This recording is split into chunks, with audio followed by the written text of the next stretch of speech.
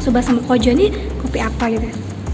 Kita pakai espresso base kalau untuk Matsuba sama Kojo ini. Jadi beansnya sendiri pun juga asli dari Sumatera Selatan. Itu kita pakai house blend dari originnya Semendo.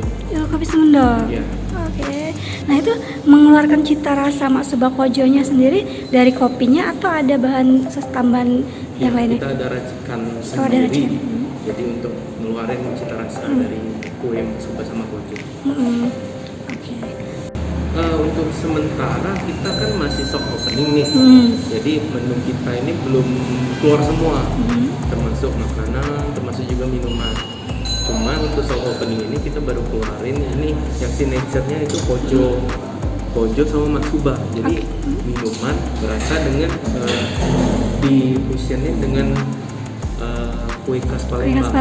Ya, yaitu Kojo sama Matsuba. Jadi pas minum itu terasa ada rasa Kojonya sama Matsubanya. Jadi ada varian non kopi bagi yang nggak suka kopi. Terus juga ada variannya yang kopi.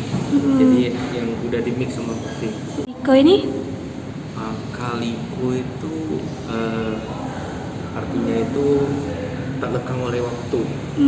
Jadi harapannya sih usaha ini ya, tak lekang oleh waktu.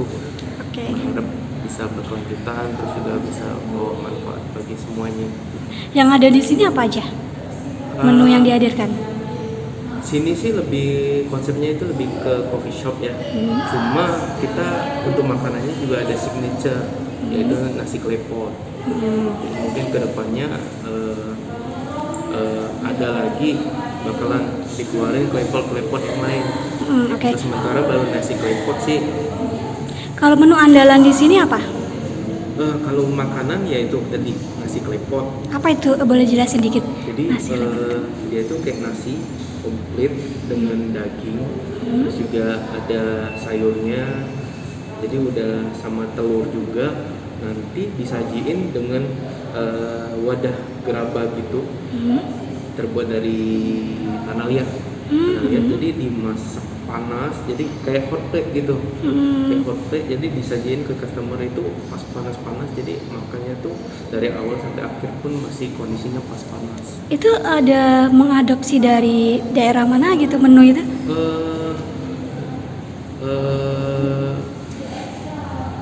Diadopsi dari ini Chinese gitu, Chinese. masakan Chinese.